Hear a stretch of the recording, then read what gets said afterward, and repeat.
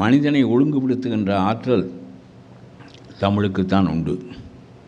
தொல்காப்பியம் என்கின்ற சிறந்த நூல், இலக்கண நூல் தமிழிலே இருக்கிறது. பாணினி போன்ற நூல்களெல்லாம் வடமொழியிலே இருந்தாலும் கூட உலகத்திலே நீங்கள் ஆங்கிலத்தின் இலக்கணத்தை அறிவதற்கு ரென்னன் மார்ட்டினை பயன்படுத்தினாலும் கூட தமிழில் ஒரு இலக்கண நூல் மொழிக்கான எழுத்து என்ன என்பதை நமக்கு கற்பிக்கிறது. பிறகு சொல், வேர்டு, அது என்ன என்பதை நமக்கு கற்பிக்கிறது. தமிழ் ஒன்றிலே தான் மனிதன் வாழ வேண்டிய வாழ்க்கை முறையை பொருள் என்னும் தலைப்பிலே கற்பிக்கிறது. மற்ற மொழிகளினுடைய இலக்கணங்களெல்லாம் உங்களுக்கு சொல்லுக்கும் ஃப்ரேசஸ், வேர்ட்ஸ், லெட்டர்ஸ் என்று இவற்றை கற்பிப்பதோடு முடிந்து விடுகின்றன. தமிழ் எழுத்தை கற்பித்து, சொல்லை கற்பித்து, வாழும் முறையை பொருள் இலக்கணம் என்ற பெயராலே கற்பிக்கிறது என்பது தமிழர்கள் எவ்வளவு மெச்சூர்ட் பீப்புள், முதிர்ந்த மக்கள் என்பதை காட்டுகிறது என்பதை உங்களுக்கு சொல்ல வேண்டும் என்று விரும்புகிறேன். அமைதியாக இருக்கிறீர்கள். ஒரு குண்டூசி போட்டால் கேட்கும் என்கின்ற அளவிற்கு கல்லூரிகளில் பேசுகிற போது அவர்கள் ஒரு பக்கம் பேச, நாம் ஒரு பக்கம் பேச ஒரு பெரிய போராட்டம் நடக்கும். அப்படி இல்லாமல் மிகச்சிறந்த ஒழுங்குமுறையோடு நடத்தப்படுகின்ற பள்ளிக்கூடமாக திகழ்கிறது. ஒழுங்கு என்பது வேறு, ஒழுக்கம் என்பது வேறு. ஒழுங்கு என்பது discipline. You are disciplined. It is because of your school. ஒழுக்கம் என்பது கேரக்டர். அது நாம் வாழ்க்கை முழுவதற்கும் அடைய வேண்டிய ஒன்று. ஆகவே சிறந்த பள்ளிக்கூடம், நல்ல பள்ளிக்கூடங்கள் தான் நல்ல மனிதர்களை உருவாக்க முடியும். பாருங்கள், சாக்ரட்டீஸினுடைய மாணவன் பிளேட்டோ. சாக்ரட்டீஸை வெஞ்சி நின்றான் பிளேட்டோ. பிளேட்டோவினுடைய மாணவன் அரிஸ்டாட்டில். பிளேட்டோவையெல்லாம் தூரத்தில் வைத்து விட்டான் அரிஸ்டாட்டில். அரிஸ்டாட்டில் தன்னுடைய ஆசிரியர் பிளேட்டோவினுடைய எல்லா கருத்துக்களையும் மறுத்தான். எல்லோரும் பிளேட்டோவிடம் சொன்னார்கள், உங்களிடம் கற்ற கற்றுக்குட்டி உங்களை எதிர்த்து பேசுகிறான், உங்களை மறுதளிக்கிறான் என்று சொன்னார்கள். பால் குடித்த மடுவை கன்றுக்குட்டி முட்டி பார்க்கிறது, விட்டு விடுங்கள் என்று பிளேட்டோ சொன்னாராம். அதற்கு மிகப்பெரிய காரணம், பிளேட்டோவினுடைய ரிப்பப்ளிக் என்கின்ற நூலை நீங்கள் படிப்பதற்கான வகுப்பு வந்து விட்டதா என்று எனக்கு தெரியவில்லை. ஆனால் நான் தமிழை படித்துவிட்டு பிறகு ஆங்கிலத்திற்குள் நுழைந்தபோது தான் உலகத்தினுடைய பரப்பு எனக்கு தெரிந்தது. அரிஸ்டாட்டிலையும் அவனுடைய பொயட்டிக்ஸையும் அவனுடைய பாலிட்டிக்ஸையும், ஜனநாயகத்தை பற்றி சொல்லுவான். ஜனநாயகம் ரொம்ப கெட்டு சீரழிந்து போகின்ற போது, லஞ்சமே வாழ்க்கை முறையாகின்ற போது, சட்டம் ஒழுங்குகள் இல்லாத போது, கடைசியில் தன்னை அறியாமலேயே அது வல்லாட்சியை நோக்கி போய்விடும் என்று சொல்வான். Autocracy. From democracy to autocracy. It is because the chaotic government society. ரொம்ப நீங்கள் படித்துவிட்டு அந்த அவ்வளவு நம்முடைய தமிழை, திருக்குறளை ஜியு போப் மொழிபெயர்த்து கொண்டு போயிருக்கிறான். உலகத்தின் எந்த அறிவையும் தன்னுடைய நாட்டிற்கு, தன்னுடைய மொழிக்கு ஆங்கிலேயர்கள் கொண்டு போய்விடுவார்கள். ஆகவே ரஷ்யாவினுடைய மிகப்பெரிய டால்ஸ்டாயை நாம் அறிவதற்கும், யூதனாகிய ஐன்ஸ்டீனை அறிவதற்கும் ஆங்கிலம் வழிவகுப்பதற்கு காரணம், உலக அறிவு முழுவதும் ஆங்கில மொழியிலே திரட்டப்பட்டிருக்கிறது. அந்த ஆங்கிலத்தை நீங்கள் தெளிவுற கல்லுங்கள், தமிழின் அடித்தளத்தில் நின்று கல்லுங்கள் என்று நான் உங்களுக்கு சொல்ல வேண்டும் என்று விரும்புகின்றேன். ரொம்ப எனக்கு அந்த ஆரம்பத்தில் என்ன உங்களிடம் பேசப் போகின்றோமோ என்று நினைத்த அந்த தவிப்பு இப்பொழுது அடங்கிவிட்டது. அமைதியாக கேட்கிறீர்கள், என்னதான் இவன் சொல்லுகிறான் என்று பார்ப்போமே. உங்களுடைய வயதை நான் கடந்து வந்து விட்டேன். என்னுடைய வயதுக்கு வருவதற்கு இன்னும் வெகு காலம் உங்களுக்கு இருக்கிறது. நான் படித்த காலம் வேறு. தமிழ் தான் அடிப்படை. உங்களுக்கு 1வது வகுப்பிலே நோட்டு புத்தகமெல்லாம் தருகிறார்களே, நான் படிக்கின்ற போது மணல் வெடித்திருக்கும். நான் 5 வயது பையனாக பள்ளிக்கூடத்திற்கு செல்லுகின்ற போது மணல் வெடித்த பள்ளிக்கூடம். ஸ்லேட்டு கிடையாது, குச்சி கிடையாது. மணலிலே எழுதி பழக வேண்டும். அழித்தழித்து மணலிலே எழுத வேண்டும். ஆசிரியர் பள்ளிக்கூடத்தில் சேருகின்ற அன்று மடியிலே நம்மை வைத்து கொண்டு நெல்லை விரித்து ₹1 வெள்ளி நாணயத்தை நம்முடைய கையிலே கொடுத்து அதை கொண்டு ஆனா என்று எழுதி கற்பிப்பார். அப்படித்தான் நான் ஒரு பள்ளிக்கூடத்தில் படித்தேன். அதற்கு ஏட்டுப் பள்ளிக்கூடம் என்று பெயர். நான் படித்த காலம்தான் அது கடைசி காலம். அதற்கு பிறகு ஏட்டுப் பள்ளிக்கூடங்கள் மூடப்பட்டு விட்டன. நம்முடைய நவீன கல்வி வந்து விட்டது. அப்பொழுதும் உயர்நிலைப் பள்ளிகளில் நவீன கல்வி இருந்தது என்றாலும் அடித்தளமாக நான் படித்தவையெல்லாம் 5 வயதில் ஆத்திச்சூடி, கொன்றைவேந்தன், மூதுரை இது போன்ற நூல்களெல்லாம் மனப்பாடமாக சொல்லித் தருவார்கள். காலையில் 6 மணிக்கு பள்ளிக்கூடம் போக வேண்டும் என்கின்ற பழக்கம் இருந்தது. பழைய சோற்று தண்ணீரை நீர்ச்சோற்று தண்ணீர் என்று நாம் சொல்வோம். அந்த நீர்ச்சோற்று தண்ணீரை குடித்துவிட்டு 6 மணிக்கு பனை ஓலையில் எழுதப்பட்ட கரி பூசப்பட்ட அல்லது மஞ்சள் பூசப்பட்ட ஏட்டை எடுத்து கொண்டு பள்ளிக்கூடத்திற்கு 6 மணிக்கு போவோம். வேலாயுதம் பிள்ளை என்கின்ற ஆசிரியர் அவர் காலையிலே வந்தவுடன் முறை வைப்பார். ஆகவே ஆத்திச்சூடி, கொன்றைவேந்தன், மூதுரை, நல்லுரை என்று எல்லா நூல்களும் படிப்படியாக அது வளர்ச்சி அடைந்து கொண்டே போகும். அவ்வளவும் பாடமாக நாம் கற்றுக்கொள்ளுகின்ற நிலைமை இருந்தது. அவர் சொல்வார், எஞ்சோவுடையை பெருக்கல் வாய்ப்பாட்டை இசைப்படி சொல்லிக் கொடுப்பார்கள். ஒருத்தம்பேருக்கு 1 ஓரோன் 1 1 × 1 = 1 என்பதையே அவர்கள் ஒருத்தம்பேருக்கு 1 ஓரோன் 1 என்று இந்த இசைப்படி சொல்லிக் கொடுத்து மனதிலே அதை பாடமாக ஏற்றி விடுகின்ற பழக்கம் அப்பொழுது இருந்தது. ஆகவே எல்லா மாணவர்களுக்கும் கவிதை என்பது ரொம்ப சிறு வயதிலேயே வந்துவிட்டது. இப்பொழுது உங்களுடைய கவிஞர் சுறா, புகழேந்தி போன்றவர்களெல்லாம் படித்து விட்டு கவிதை எழுதுகிறார்களே, அது 5 வயசுலேயே வரும். அதில் ஒரு செய்தி உங்களுக்கு சொல்லுகின்றேன். ஒரு நாள் ஆசிரியர்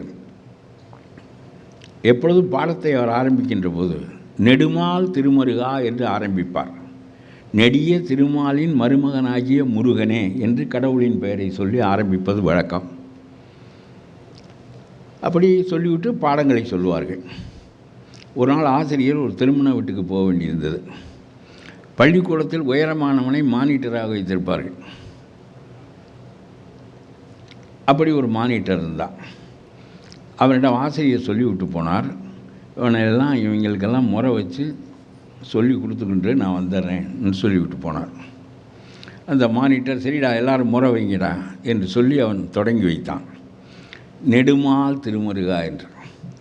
ரொம்ப படிப்பது என்பது ரொம்ப விரும்பி நடக்கின்ற ஒன்றில்லை. அது பழகிவிட்டால் அது பெண்ணை போல் நம்மை கவ்விக்கொள்ளுமே தவிர, இல்லாவிட்டால் படிப்பது என்பது சிரமமானது. நாம் பள்ளிக்கூடத்திற்கு போகாமல் இருக்க விரும்புவோம், படிக்காமல் இருக்க விரும்புவோம், ஹோம்ஒர்க்கு செய்யாமல் இருக்க விரும்புவோம். எது எளிதானதோ, திரைப்படம் பார்ப்பது எளிதானது என்றால் அது போன்றவற்றில் மனதை செலுத்துவோமே தவிர, படிப்பது என்பது கடினமானது. புதியவற்றை கற்றுக்கொள்வது என்பது எளிதானதில்லை. Mind resist every new thing. ஆகவே புதிதாக ஒன்று உள்ளே போகிற போது கசப்பு மருந்து போல் இருக்கும். அதனால தான் நாம் வாத்தியார்களையெல்லாம் திட்டுவோம். நமக்கு பகையாக தெரியும் வாத்தியார்களெல்லாம். நான் படிக்கின்ற காலத்தில் பள்ளிக்கூடங்களில் உள்ள வாத்தியார்களுக்கெல்லாம் பட்டப்பெயர் வைத்து விடுவார்கள். அந்த பட்டப்பெயர் வைக்கின்ற பழக்கமெல்லாம் உங்களுடைய பள்ளிக்கூடத்தில் இருக்காது. ஏனென்றால் நீங்கள் அதுபோல் பயிற்றுவிக்கப்படுகிறீர்கள். நான் ரொம்ப சுதந்திரமான பள்ளிக்கூடத்தில் படித்தோம். அப்படி காலை சிரட்டி கொண்டு மணலில் புழுதி ஏற, போகின்ற வழியில் ஊரணியில் காலை கழுவி விட்டு தண்ணீரை குடித்து விட்டு அப்படியே பள்ளிக்கூடத்திற்கு போய் இந்த வாத்தியார்கள் சொல்லிக் கொடுப்பார்கள். விளையாடுவது, போவது என்று இப்பொழுது கல்வியில் உள்ள ஒரு சீரியஸ்னஸ் என்று நீங்கள் சொல்கிறீர்களே, அப்பொழுது இருந்ததே அப்படி. அதனாலே வாத்தியாருக்கு பட்டப்பேர் வைப்பான். சரித்திர ஆசிரியர் ஒருவர் இருந்தார், ராஜகோபால் ஐயர் என்று பெயர். அவர் அந்த காலத்திலே அப்படின்னு அப்படி வாயை இழுத்து இழுத்து இழுத்து இழுத்து பேசுவார். அவரை ரப்பர் வாய் ராஜகோபால் ஐயர் என்று அவருக்கு பேர் வைத்து விட்டார்கள்.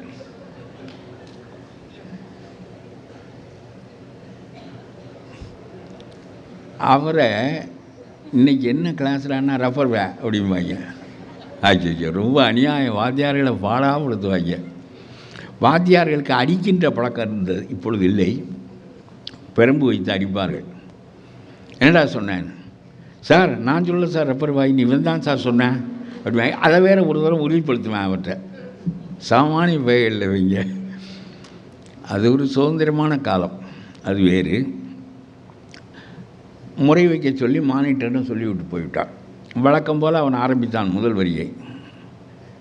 எப்படி மாணவர்களுக்கு தானாக கவிதை ஆற்றுகின்ற இயல்பும் அதே சமயத்தில் அவர்களுடைய மனக்கூறல்கள் என்ன என்பதையும் ஒரு பாட்டாக சொல்லுகின்ற ஆற்றல் எல்லா மாணவர்களுக்கும் எப்படி வந்தது என்பதற்காக இதை உங்களுக்கு சொல்லுகிறேன். நெடுமால் திருமருகா என்று மானிட்டர் தொடங்கினான். தொடங்கியவுடன் அடுத்த மாணவன் அடுத்த வரியை சொல்ல வேண்டும். அப்புறம் நமக்கு பாடத்திற்குள்ளே போக வேண்டும். இந்த புது வரி ஒன்று கட்டினான் பாருங்கள். அடுத்த நெடுமால் திருமருகா அப்படின்னா நித்தம் இந்த இளவான்னு ஒருத்தன் அடுத்த வரி கட்டினேன். தினம் இந்த படிப்பு சனியன் தினம் இந்த இளவை கட்டிக்கின்னு பெரிய சிரமமாக இருக்குது. படிக்கிறது ரொம்ப சிரமம். நித்தம் இந்த இளவா அப்படின்னா அடுத்த வரியை வேறொரு பாடுறான் பாருங்க. நெடுமால் திருமருகா நித்தம் இந்த இளவா அப்படி சொன்னோன்னு இன்னொரு சொன்னேன். பெரிய சிரமமாக இருக்குடா அந்த ஏட்டை கட்டிக்கினேன். ஏடு கிழியாதான்னு வாழ்க்கையில் நம்ம விடுதலை அடையணும்னா ஏடு வழியாக தானே படிக்கிறோம். இந்த ஏடு கிழியாதானே. ஏடுன்னா தெரியாதான் பாம் லீஃப், பனை ஓலையில் எழுதப்பட்ட எழுத்துக்களின் வழியாக புத்தகங்களுக்கு பதிலாக. நித்தம் இந்த இளவான்னா அடுத்தவன் சொன்னேன், ஐயோ இந்த இளவு சனியை நமக்கு துயரம் தீரணும்னா இந்த ஏடு தாண்டா இதுக்கெல்லாம் காரணம். இந்த ஏடு கிழிஞ்சா தாண்டா நமக்கு இந்த துயரம் தீரும்னு இன்னொருத்தன் எவ்வளோ கருத்து பாருங்கள். நெடுமால் திருமுருகா நித்தம் இந்த இளவா. இன்னொருத்தன் சொன்னால் ஏடு கிழியாதான்னா. ஏடு கிழிஞ்சா மட்டும் நம்முடைய துயரம் தீர்ந்து விடுமாடா. இந்த எழுத்தாணி இருக்கிற வரையிலும் மறுபடியும் எழுதி தருவான்டா அந்த ஆசிரியன். அதனால் இந்த ஏடு கிழிஞ்சால் மட்டும் போதாது, எழுத்தாணியும் ஒடியணும்னு அடுத்தவன் கருத்து எப்படி வளர்க்குறான் பாருங்க. நெடுமால் திருமருகா நித்தம் இந்த இளவா, ஏடு கிழியாதா, எழுத்தாணி ஒடியாதான்னா. கடைசி பேர் சொன்னான், ஏடு கிழிஞ்சாலும் மறுபடியும் எழுதி தர்றதுக்கு எழுத்தாணி இருக்கும். எழுத்தாணி ஒடிஞ்சாலும் விடமாட்டாங்க வைங்க. நமக்கு மூளை ஊற்று இதுக்கெல்லாம் யார் காரணம்? இந்த துயரத்துக்கெல்லாம் வாத்தி தான். அவன் செத்தா தாண்டா நம்முடைய துயரம் தீரும்னு.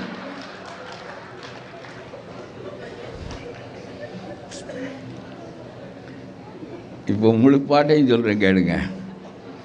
நெடுமால் திருமருகா நித்தம் இந்த இளவா, ஏடு கிழியாதா, எழுத்தாணி ஒடியாதா, வாத்தியார் சாகாரா, வயிற்றெரிச்சல் தீராதா. இவ்வளவு ஆற்றலாக கவிதை பாடுகின்ற தன்மை 5 வயதிலிருந்து 10 வயதுக்குள் வந்துவிட்டது. அதற்கு காரணம் தமிழ் வழியாக கற்ற ஒன்று. எல்லாவற்றையும் பாட்டுக்களாகவும் மனப்பாடமாகவும் முறை வைத்தும் பழகிய காரணத்தினால் அந்த ஓசை மனதில் படிந்துவிடும். அதனாலே ஒரு 10 பேருக்கு 7 பேர் கவிதை எழுதக்கூடிய ஆற்றல் உடையவனாக இருப்பான். கவிதைக்கு வெறும் ஓசை மட்டும் அடிப்படை இல்லை, அதனுடைய கண்டென்ட், உள்ளடக்கம் அது ரொம்ப முக்கியம் என்றாலும் கூட இந்த ஓசை ரொம்ப எளிதாக அவர்களுக்கு கை வந்துவிடும். அப்படி இதெல்லாம் ஒரு காலம். உங்களுக்கு நான் சொல்லுகின்றேன், இதெல்லாம் நான் முதலிலே சொன்ன போல் mind resist every new thing என்பது போல் படிப்பு என்பது ஒரு கசப்பு மருந்து தான். பிறகு பழகிவிட்டால் அது பெரிய சுகம். அது இல்லாமல் உங்களால் இருக்க முடியாது. ஒரு புத்தகம் படிக்காமல் ஒரு புது கருத்தை நீங்கள் அறிகின்ற போது உங்களுடைய மனதில் ஒரு கிளர்ச்சி ஏற்படும். அத்தகைய நூல்களை நீங்கள் தேடி படிக்க வேண்டும். உங்களுக்கு சொல்கிறேன், முதலில் படிப்பதற்கு பழகும் போது கதையெல்லாம் படியுங்கள், டிடெக்டிவ் நாவல்ஸ் படியுங்கள். ஒரு 10-15 வயசை தாண்டி பிறகு வளர்ச்சி அடைந்து கொண்டே போகின்ற போது உங்களுடைய நூலின் தரம் கூடிக்கொண்டே வர வேண்டும். பிறகு பொழுதை கழிப்பதற்குரிய நூல்களை படிப்பதை விட்டுவிடுங்கள். ஏனென்றால் அவர் லைஃப் இஸ் ப்ரெஷஸ், ரொம்ப இட் இஸ் லிமிட்டட். ஒரு குறிப்பிட்ட காலம்தான் வாழ முடியும். இதற்குள் பாதி பொழுது தூங்கி கழிந்து விடுகிறது, மீதி பொழுது அறியாத இளமையில் கழிந்து விடுகிறது. தெளிவு வருகின்ற போது நாம் கற்பது நம்முடைய வாழ்க்கையை நிலைப்படுத்தி கொள்வதற்கு மிகப்பெரிய உதவியாக இருக்கும். என்னதான் இருந்தாலும் படிக்காத மடையனுக்கும் படித்தவனுக்கும் உள்ள வேறுபாடு. அறிவுடையார் எல்லாம் உடையார், அறிவிலார் என்னுடையரேனும் இலர் என்று வள்ளுவன் சொல்லுவான். அறிவுடையவன் எல்லாம் உடையவன், அவனிடம் இல்லாததே கிடையாது. அறிவில்லாதவன் எதையுமே பெறாதவன். பணமெல்லாம் 2வது இடத்துக்கு போய்விடுகிறது. ஆகவே கல்லானே ஆயினும் என்கின்ற நிலை ஏற்றுக்கொள்ளப்படாத நிலை தமிழிலே. அறிவுடை ஒருவன் கற்பின், நாற்பால் குலத்தின் மேற்பால் ஒருவன் அறிவுடை ஒருவன் கற்பின். மேற்பால் குலமும் கீழ்ப்படுமே என்று புறநானூற்றிலே ஒரு பாட்டு ஒன்று உண்டு. ஆகவே எந்த ஜாதியாக இருந்தாலும் எந்த சமூகமாக இருந்தாலும் அம்பேத்கர் பெற்ற ஏற்றம் அவருடைய ஜாதியால் அவருடைய ஏற்றத்தை, புகழை, சிறப்பை இழுத்து நிறுத்த முடியவில்லை. அதற்கு காரணம் கல்விதான், அதற்கு காரணம் அறிவுதான். அறிவில்லாதவன் ஒன்றுமே இல்லாதவன். ஆகவே அந்த அறிவை பெறுவதற்கான நிலையமாக கல்வி நிலையங்கள் இருக்கின்றன என்றாலும் இதற்கு அப்பாற்பட்டு இன்னும் 4 மடங்கு வாழ்க்கை உங்களுக்கு கற்பதற்கு இருக்கிறது. இந்த ஒன்றை மட்டும் இன்றைக்கு நான் என்னுடைய பேச்சை கேட்பதினால் நீங்கள் பெறுகின்ற பயன் என்று உங்களுக்கு சொல்லுகின்றேன். படிப்பதை சாகும் நாள் வரையில் நிறுத்தாதீர்கள். படிப்புக்கு வரையறை செட்டிநாடு வித்யாசிரமம் அல்ல, பல்கலைக்கழகங்கள் அல்ல. இவற்றையெல்லாம் தாண்டி உங்களுடைய படிப்பு நீட வேண்டும் என்பது என்னுடைய விருப்பம். ஒரு முட்டாளாக இருக்கிறவன் எப்படி இருப்பான் என்பதற்கு நான் உங்களுக்கு ஒரு கதை சொல்லுகிறேன்.